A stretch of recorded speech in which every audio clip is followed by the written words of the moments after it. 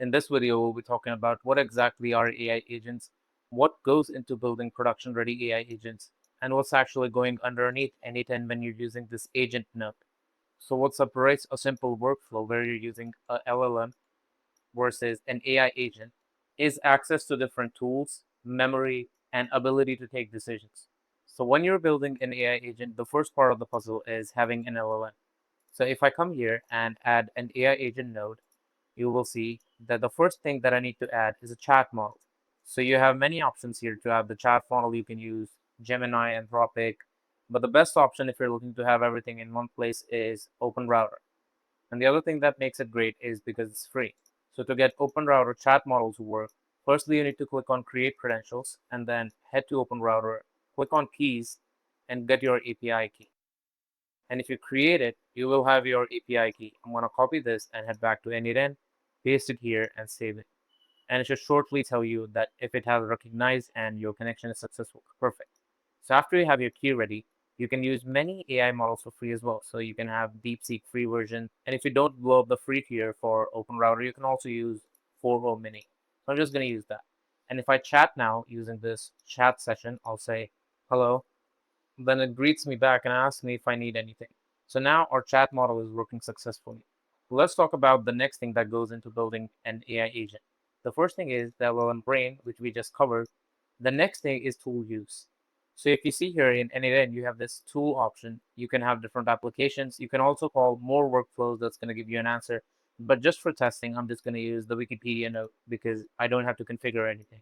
So to test if it's using the tool, I'm going to open the chat again and I'll say, write me something about OpenAI. So now when it's writing and generating text, it's also going to consult Wikipedia and see if the text is correct and also fetch the results from Wikipedia itself. And it can call the tool as many times as it wants. And here you can see that it did call the Wikipedia node and Wikipedia offered it this information. So now it's not hallucinating. It gives you actual authentic information. And you also notice that in the OpenRouter node, you see 2, which means it hit the OpenRouter API twice. The first time when it ran was this 1 of 2 run. And from the first run, you can see that the prompt tokens took 65 characters and completion tokens were 50 and the total were 80. So from this first initial usage, it called the Wikipedia node. It called the tool, and you can see how it worked. And using that Wikipedia tool, it got all the information and then fetched it back to the LLM, which gave us this final answer that you're seeing here.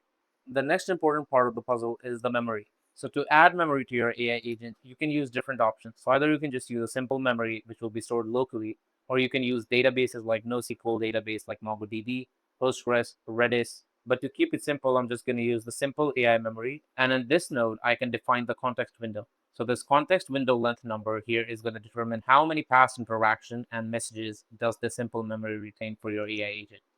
So to simply test if the memory is working, in the chat, I'm just going to say my age is 97.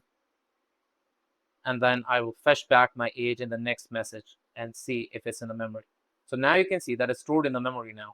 It has the age. It also has a content which it generated as a response to my message. And now I'm going to ask, what is my age?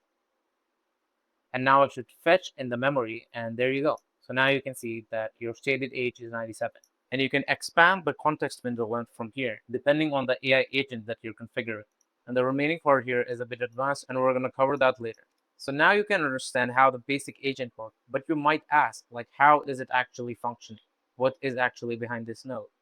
So to see what's actually going on, what I'm going to do is select all the nodes and copy it on the clipboard and then head to a text editor and paste the workflow here. So now if you see carefully, you can see what's actually going on. The N8N chat trigger is from the LangChain chat. The agent is also from LangChain. And all these other nodes are also from LangChain. And the Wikipedia tool is from LangChain. So for those who don't know what LangChain is, it is a library which is used to build AI agents. So N8N is technically a wrapper of LangChain. So I've also attached some code here. So here you have a simple example of a tool calling agent in LangChain, and it's written in Python. Now you can see you import the agents and all these things, and then you define a function, and then you define the tools. So when you're running the agent, it can call all the tools in its arsenal and use that to give you the appropriate answer. So that's actually what's going on underneath N8N. It is just code. So it's using LangChain and all the defined nodes. And I've added some more information about how LangChains enable this under the hood. So firstly, you just define the tools, and then you have your agent. You can have different kind of agent calling and how the agent loops over the information, and then using the tool, it just calls it, and this is how the entire thing works.